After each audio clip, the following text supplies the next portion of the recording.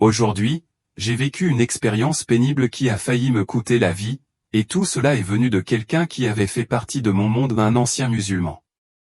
Laissez-moi me présenter, je m'appelle Ramsi. Je suis né dans une famille musulmane profondément religieuse, où les enseignements de l'islam constituaient le fondement de chaque aspect de notre vie quotidienne. Dès mon plus jeune âge, mon monde était enveloppé par les valeurs et les pratiques de ma foi.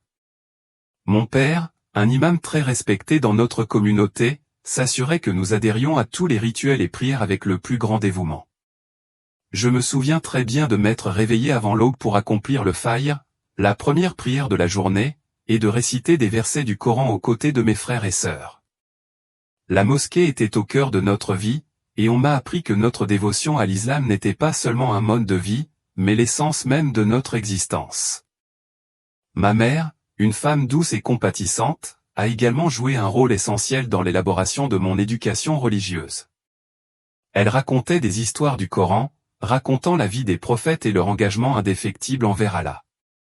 Ces récits ont profondément résonné en moi et ont nourri en moi un profond sentiment de révérence et de dévotion. À l'âge de 7 ans, j'avais mémorisé plusieurs sourates du Coran et j'étais très fier de pouvoir diriger les prières à la maison lorsque mon père était absent, ressentant un sentiment d'accomplissement et de proximité avec notre foi.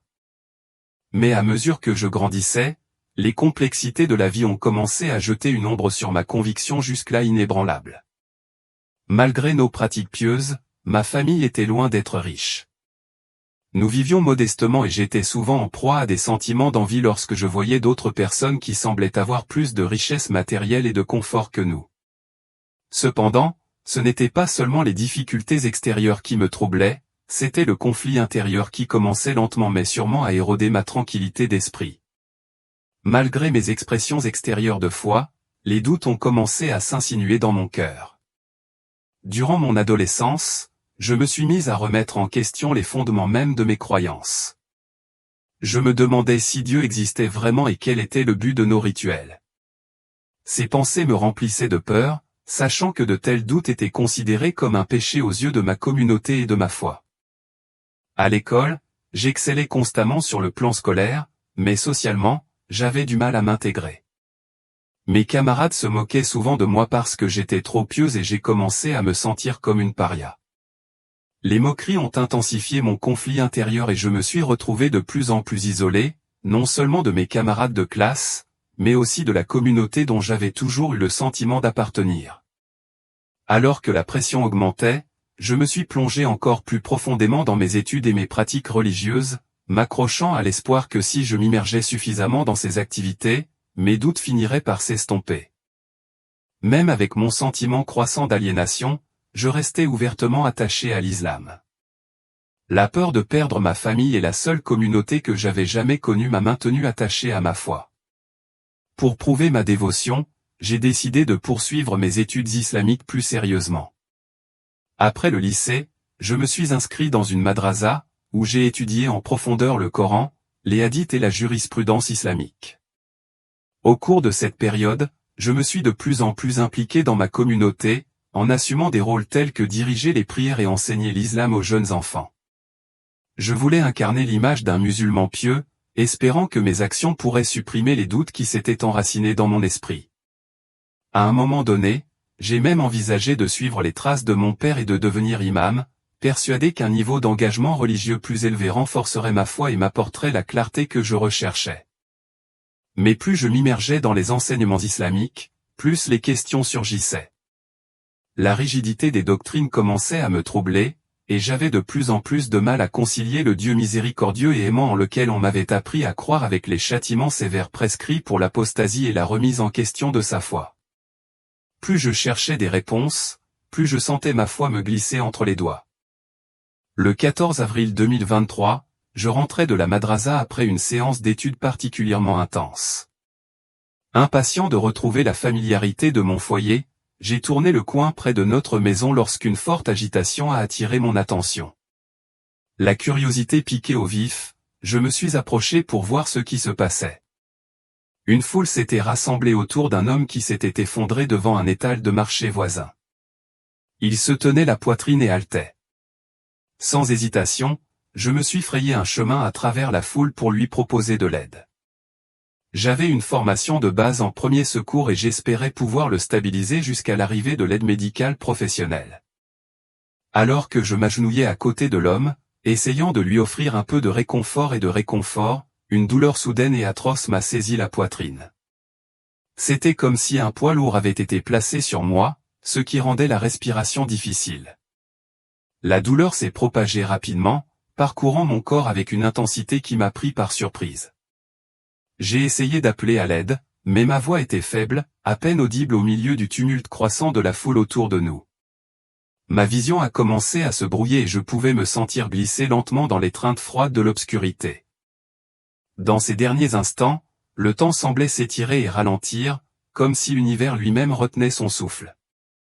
Les sons de la foule, autrefois forts et accablants, ont commencé à s'estomper dans un bourdonnement lointain et étouffé. J'étais vivement conscient de la douleur accablante qui m'étreignait, mais plus encore, j'éprouvais un profond sentiment de peur et de confusion. Était-ce la fin? Que allait-il m'arriver maintenant? Mon esprit s'emballait, me bombardant d'une pensée terrifiante après l'autre, jusqu'à ce que soudain, tout devienne silencieux.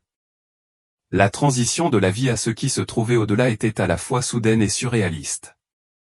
Un instant, j'étais allongé sur le sol accidenté, luttant pour respirer, entouré de voix frénétiques et de mouvements chaotiques. L'instant d'après, je me suis retrouvé à planer au-dessus de la scène, détaché et en apesanteur. Je pouvais voir mon propre corps étendu sur le sol, immobile, une coquille sans vie qui ne contenait plus mon essence. En dessous de moi, la foule était en état de panique, essayant désespérément de me ranimer, mais je savais que c'était inutile. Je n'étais plus attaché à cette forme physique. La prise de conscience m'a frappé comme une vague, j'avais franchi un seuil invisible, et il n'y avait pas de retour en arrière. Une sensation étrange et troublante m'enveloppa, et je me sentis emporté loin de la scène par une force écrasante. C'était comme si une entité invisible me traînait dans un tunnel sombre et étouffant plus vite que mon esprit ne pouvait le traiter. Le tunnel autour de moi était oppressant et menaçant, ses murs épais d'ombre. Je pouvais entendre des murmures et des cris lointains et résonnants qui me faisaient froid dans le dos. J'essayais instinctivement de résister, de lutter contre l'attraction invisible qui m'entraînait plus loin dans l'obscurité, mais c'était sans espoir. La force était trop puissante, et j'étais complètement à sa merci, incapable d'arrêter ma descente inexorable. Tandis que j'étais entraîné dans ce tunnel étouffant, la peur m'étreignait plus que jamais. Le choc initial de flotter au-dessus de mon propre corps sans vie avait été violent, mais là, c'était différent. La sensation d'être attiré vers une destination inconnue et terrifiante m'emplissait d'une profonde terreur.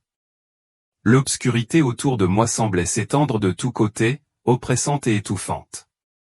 Les murmures résonnaient dans mes oreilles, chacun rempli d'un étrange sentiment d'avertissement, comme si l'air autour de moi était plein de jugement. J'avais l'impression d'être observé par d'innombrables yeux invisibles, chacun évaluant silencieusement chacune de mes actions, chacune de mes erreurs, chacun de mes doutes. La douleur qui avait ravagé mon corps dans mes derniers instants sur Terre avait disparu, remplacée par un engourdissement glacial et total. C'était comme si mon âme avait été dépouillée de sa chaleur, ne laissant derrière elle qu'un vide creux. Mais sous cet engourdissement, je pouvais sentir autre chose, un poids lourd pesait sur moi. C'était le poids de mes choix, le poids de la vie que j'avais vécue, qui pesait sur moi avec une force écrasante. Malgré tous mes efforts, je ne pouvais échapper au fardeau de mon passé. Dans cet état étrange et surnaturel, mes sens étaient incroyablement exacerbés. Chaque son était amplifié, chaque murmure était clair comme du cristal, et l'obscurité elle-même semblait pulser, animée d'une énergie que je ne pouvais pas comprendre. J'essayais de me concentrer, de donner un sens à ce qui m'arrivait, mais plus j'essayais de comprendre, plus je devenais désorienté et impuissante. Mon esprit se bousculait de questions, où allais-je? Pourquoi cela se produisait-il? Mais les réponses m'échappaient, englouties par le sentiment immense et accablant de malheur qui menaçait de me consumer. Je savais, au fond de moi, que ce qui m'attendait à la fin de ce voyage éprouvant allait forcément dépasser tout ce que j'aurais pu imaginer. Et puis, comme si la trame même de la réalité avait été déchirée, le tunnel s'est brusquement terminé. En un instant, j'ai été propulsé dans une réalité entièrement nouvelle et terrifiante. La transition a été si soudaine qu'elle m'a laissé chancelante. Je me suis retrouvé au milieu d'un vaste terrain vague et désolé. L'air était épais d'une chaleur insupportable et le paysage autour de moi était stérile, s'étendant à l'infini dans toutes les directions. Au moment où mes yeux ont commencé à s'habituer à l'environnement, tout le poids de ma situation m'a frappé comme un marteau-pilon. J'étais arrivé en enfer, un lieu de souffrance, de tourment et de désespoir inimaginable. Les cris d'angoisse et de tourment qui remplissaient l'air ne ressemblaient à rien de ce que j'avais déjà connu. Ce n'étaient pas que des sons, c'étaient les cris gutturaux et bruts d'âme endurant une douleur éternelle, chaque cri étant un témoignage obsédant de la souffrance implacable qui m'attendait. Tout autour de moi, le paysage était parsemé de silhouettes se tordant d'agonie. Leurs corps étaient tordus et contorsionnés, chacun reflétant les horreurs qui leur étaient infligées. Et au milieu de cette misère, des créatures démoniaques erraient, se délectant de la souffrance des autres. Elles se déplaçaient avec une joie sadique, leurs yeux brûlants de malice et de cruauté. Leur forme était grotesque, changeante et changeante d'une manière qui défiait toute description. À chaque rire, à chaque geste cruel, elles me rappelaient la brutalité profonde et impitoyable qui définissait cet endroit. Gelé sur place par la peur, j'eus à peine le temps de réagir qu'un des démons ne s'approcha. Mon cri fut avalé par le chœur assourdissant des gémissements autour de moi, perdu dans la cacophonie de la souffrance. Les mains froides et malveillantes du démon m'agrippèrent et avant même que je puisse comprendre ce qui se passait, il me traîna sur le sol brûlant. Je pouvais sentir la chaleur me brûler la peau tandis que mon corps était entraîné à travers le paysage infernal. Je savais, avec une certitude esséurante, que mon tourment ne faisait que commencer. Chaque seconde qui passait me semblait une éternité, et le désespoir autour de moi aussi épais, si tangible semblait consumer chaque partie de moi. J'étais impuissant à résister. La prise de conscience qu'il n'y avait pas d'échappatoire à cet endroit, aucun répit à la douleur commença à s'installer comme un poids sur ma poitrine. Alors que le démon m'entraînait plus profondément dans ce royaume cauchemardesque, les véritables horreurs de l'enfer se révélèrent dans des détails saisissants. Le sol sous nous était une masse irrégulière et déchiquetée de roches acérées et de laves en fusion, brillant d'une lumière maladive et surnaturelle. À chaque pas, la chaleur était insupportable, une brûlure constante qui rongeait ma chair. La douleur fulgurante provoquée par le contact de la lave envoyait des vagues d'agonie dans tout mon corps, mais je ne pouvais toujours pas m'arrêter de bouger. L'air était épais de fumée étouffante et de cendres âcres, chaque respiration plus difficile à prendre que la précédente. L'odeur du soufre submergeait mes sens, me donnant l'impression que l'air lui-même m'étouffait. Le paysage autour de moi était un reflet tordu et macabre du monde que j'avais connu autrefois. Des rivières de feu coulaient comme du sang dans la terre craquelée, leurs courants violents menaçant toujours de tout consumeur sur leur passage. Au loin, d'imposantes montagnes de cendres fumantes s'élevaient telles des sentinelles sombres et menaçantes, projetant une ombre sur le pays déjà désolé. Il n'y avait ici aucune beauté, aucun espoir, seulement un tourment implacable, s'étendant aussi loin que l'œil pouvait voir. Tandis que j'étais entraîné plus loin sur le chemin, j'ai commencé à rencontrer d'autres âmes perdues, chacune piégée dans son propre cauchemar unique et horrible. Leurs visages, déformés par la douleur et le désespoir, étaient un témoignage silencieux du tourment qu'ils enduraient. L'air lui-même semblait lourd de l'agonie de ceux qui avaient été condamnés ici pour l'éternité. Certaines âmes étaient enchaînées à la terre brûlée, se tordant de tourments tandis que des créatures démoniaques d'horribles êtres maléfiques les torturaient avec de cruels instruments de souffrance. D'autres trébuchaient sans but, leurs yeux vides, creux et dépourvus de vie, leurs esprits écrasés sous le poids de leur douleur inimaginable. Alors que j'étais traîné devant eux, j'ai vu la terreur se refléter dans leurs yeux, et je le savais bien car elle reflétait la peur qui m'avait consumé depuis le moment où j'avais réalisé que j'étais perdu dans cet endroit impie. Ils étaient piégés, tout comme moi, condamnés à jamais à une existence sans espoir de libération, errant dans une éternité de souffrance, chacun d'eux étant un compagnon involontaire d'un destin pire que la mort. Plus j'étais entraîné dans l'enfer, plus mon tourment devenait intense et atroce. J'avais l'impression que chaque fibre de mon être était attaquée, sans relâche et sans pitié.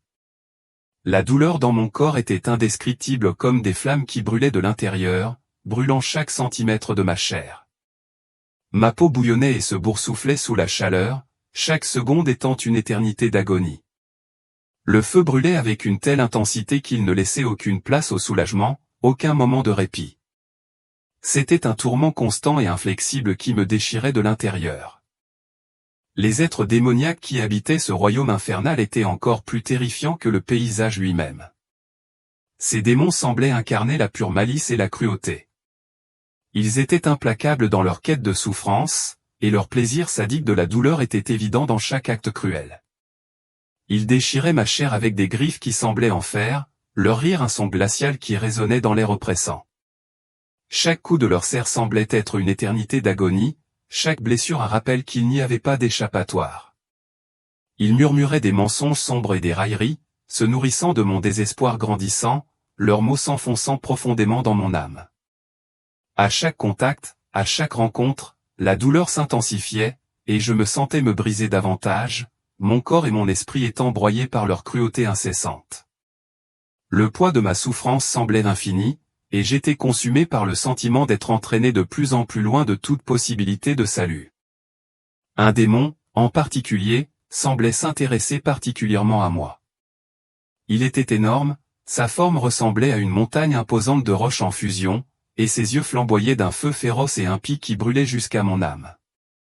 Quand il s'approcha, le sol trembla sous son poids, et sa voix, un grognement profond et guttural, me secoua jusqu'au plus profond de moi-même. Chaque mot qu'il prononçait était empreint de venin, lourd de malice et de jugement. « Vous êtes ici à cause de vos propres échecs, disait-il, sa voix résonnant dans l'air comme le tonnerre. Vous auriez pu choisir différemment, mais maintenant vous êtes à nous. Vous avez rejeté le chemin, et maintenant nous allons vous montrer la voie du tourment, pour toujours. » La cruauté pure dans son ton me fit froid dans le dos. Il n'y avait aucune compassion, aucune pitié, seulement la froide certitude que cette créature était là pour me rappeler chacune de mes erreurs et de mes échecs, pour me rappeler que je n'avais pas d'échappatoire aux conséquences de mes choix.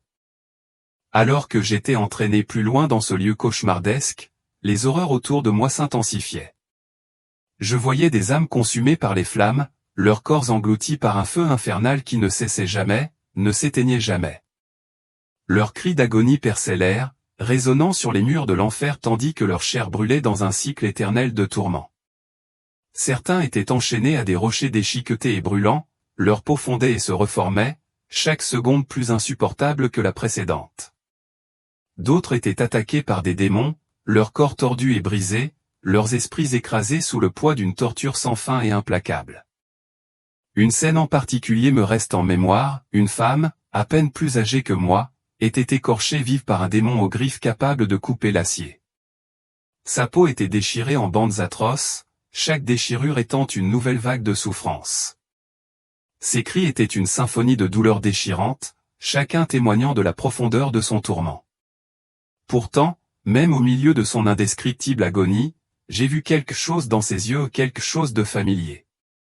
Il y avait un regard de profond regret et de tristesse, le même désespoir qui m'étreignait au plus profond de mon être. C'était comme si je pouvais voir son âme mise à nu, piégée dans un cycle de souffrance sans fin, tout comme je l'étais maintenant. Alors que je m'enfonçais plus profondément dans le paysage du tourment, je me suis retrouvé attiré vers un segment particulièrement brutal de l'enfer. Là, les punitions étaient encore plus horribles, plus impitoyables que tout ce dont j'avais été témoin jusqu'à présent. Les âmes ici semblaient être soumises à un niveau de souffrance inimaginable, et je ne pouvais m'empêcher d'être attiré plus près, comme si une force invisible me guidait, m'obligeant à assister à ce tourment spécifique. Contrairement aux autres âmes, je n'étais pas physiquement torturé, mais je pouvais ressentir leur douleur. C'était comme si leur souffrance était imprimée dans mon âme même, un poids lourd d'empathie qui m'écrasait de l'intérieur. Chaque cri, chaque moment de désespoir semblait s'infiltrer en moi, me remplissant d'une terreur si profonde que j'avais l'impression que je ne pourrais jamais m'en échapper. C'était une sensation écrasante comme si leur agonie était devenue la mienne, et que j'étais consumé par l'obscurité de leur tourment, un témoin silencieux de la souffrance impensable qui se jouait devant moi. La cruauté de tout cela me semblait sans fin, et je me suis rendu compte que la douleur que je ressentais n'était pas seulement physique, mais qu'il s'agissait de quelque chose de bien pire, une agonie spirituelle qui ne cesserait jamais. Je restais figé, paralysé par l'horreur, tandis que je regardais les démons exécuter leur châtiment sadique. Un démon en particulier se démarquait, une créature terrifiante aux yeux de feu et aux dents acérées. Son rire résonnait dans l'air alors qu'il tourmentait une femme, l'entraînant dans un cycle de douleur insupportable. Je l'ai entendu ricaner, sa voix dégoulinante de venin, « Votre autre type d'ignorant, ceux qui ont pris le vaccin, vous rejoindront bientôt au fil du temps. » Ces mots m'ont frappé comme un coup de tonnerre. Ils m'ont choqué au plus profond de moi-même.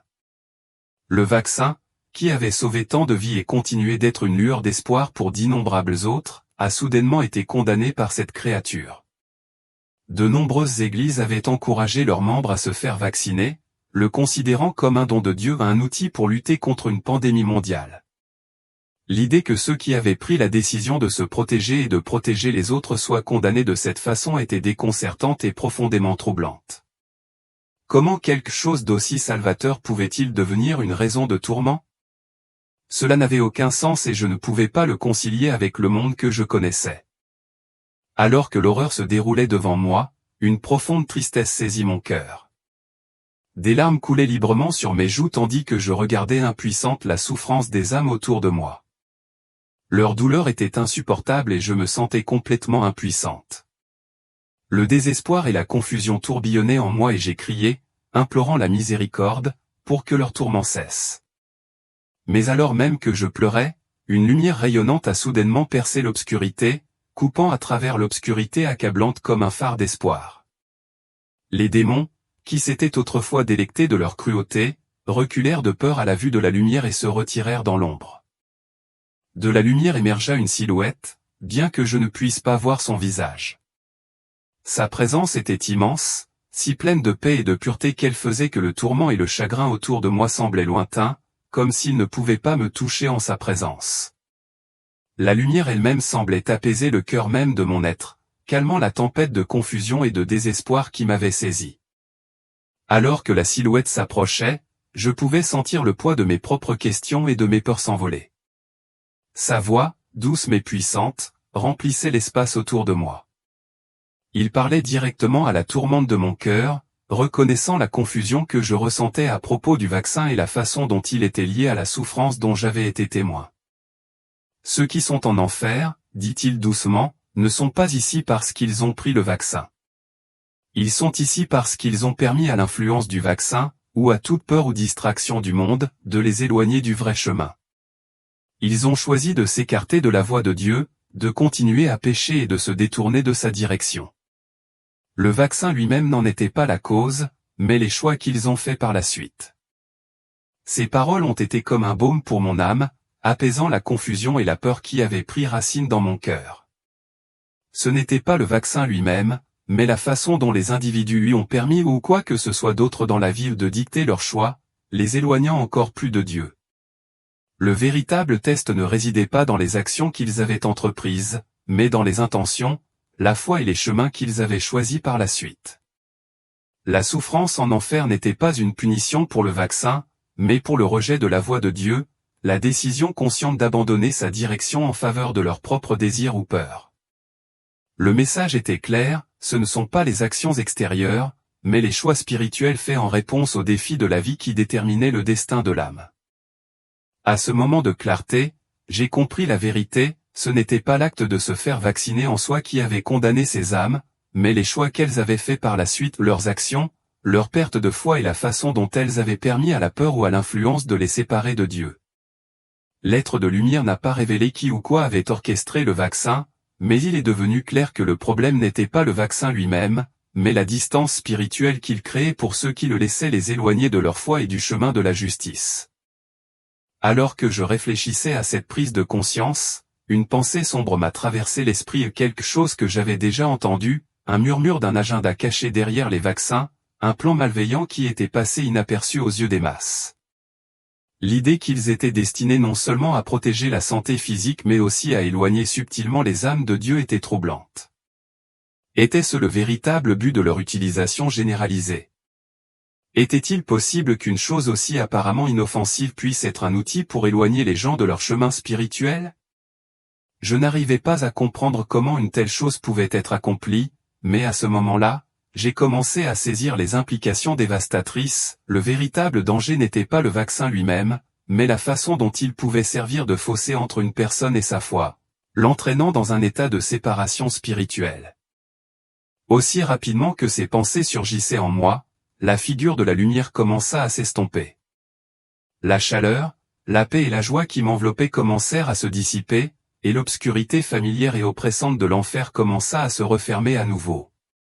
Le désespoir écrasant qui m'avait autrefois consumé commença à revenir, et je ressentis un sentiment de perte accablant lorsque la lumière se retira. C'était comme si une partie de mon âme avait été attachée à ce moment-là, et avec son départ, j'étais à nouveau abandonné dans le tourment sans fin. Puis, juste au moment où les derniers restes de la lumière vacillaient, j'ai senti une force puissante me tirer, une main invisible me tirant vers le haut. C'était comme si mon âme était tirée des profondeurs de l'enfer, attirée vers quelque chose bien au-delà de ma compréhension. Je ne pouvais pas résister, la force de cette force dépassait tout ce que j'avais pu ressentir jusque-là. La chaleur, les cris et l'obscurité étouffante s'évanouirent tandis que je m'élevais dans le vide. Une fraîcheur calme remplaça l'air brûlant, et la paix commença à s'installer en moi comme un baume apaisant. Je pouvais voir la lumière devenir plus brillante, sa pureté m'appelait, et je me sentais flotter vers elle, attiré par une puissance invisible. Et puis, dans un mouvement soudain et brutal, j'ouvris les yeux. J'étais de retour. Dans une chambre d'hôpital, vivante. Les machines bipaient autour de moi, l'odeur stérile de la pièce se mêlait à la légère odeur d'antiseptique, et je réalisais que je respirais, le cœur battant. Les médecins m'ont dit plus tard que j'avais eu une chance incroyable d'avoir survécu. Ils m'avaient trouvé juste à temps, et malgré la gravité de l'attaque que j'avais subie, ils avaient réussi à me sauver. Mais je savais au fond de moi que ma survie n'était pas seulement un coup de chance. On m'avait donné une seconde chance ou une intervention divine, un nouveau départ.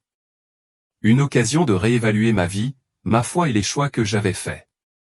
Le sentiment de paix immense que j'avais ressenti auparavant, la douce guidance de cet être, sont restés avec moi. Et à ce moment-là, j'ai compris que ma vie avait été épargnée pour un but bien plus grand que ce que je pouvais encore comprendre. On m'avait donné l'occasion de remettre les choses en ordre, de retrouver le chemin que j'avais connu autrefois mais dont je m'étais éloigné. C'était ma deuxième chance de marcher dans la foi, de rechercher la rédemption et de renouer avec le dessein divin qui avait toujours été destiné à moi. Après ma guérison, j'ai pris la décision profonde de donner ma vie à Jésus-Christ. C'était un choix qui comportait son lot de défis, mais malgré tout, j'ai placé ma confiance en Dieu. La route n'a pas été facile, mais je suis certain que c'est le chemin que j'étais censé emprunter. Avec le temps, je partagerai davantage sur les persécutions auxquelles j'ai été confronté et les épreuves qui ont mis ma foi à l'épreuve. Mais pour l'instant, je m'en tiens fermement à la vérité que Dieu a un dessein pour moi et pour chacun d'entre nous. Hébreux 10, 24-25 nous encourage avec ces mots puissants, veillons les uns sur les autres, pour nous exciter à l'amour et aux bonnes œuvres. N'abandonnons pas notre assemblée, comme c'est la coutume de quelques-uns, mais exhortons-nous réciproquement, et cela d'autant plus que vous voyez s'approcher le jour. Ce passage nous rappelle le rôle essentiel que nous jouons dans la vie des autres. Nous sommes appelés à nous inspirer les uns les autres, à nous élever les uns les autres dans l'amour et les bonnes œuvres. La force de notre foi est renforcée lorsque nous nous rassemblons, lorsque nous nous soutenons les uns les autres, surtout dans les moments difficiles. Ces moments de communion et d'encouragement sont essentiels à notre cheminement spirituel. Alors que je continue ma marche avec Dieu, je vous rappelle, bien-aimés, que son amour pour vous est incommensurable et qu'il est toujours à vos côtés. C'est à travers nos liens les uns avec les autres, à travers notre communauté de foi, que nous puisons force et encouragement. Restez enracinés dans votre foi et laissez l'amour et le soutien de ceux qui vous entourent vous élever. Si ce message vous a touché, pensez à le partager avec vos amis et votre famille. Et n'oubliez pas de vous abonner à notre chaîne pour plus de messages d'espoir et d'encouragement. Que Dieu vous bénisse abondamment et vous guide sur votre chemin.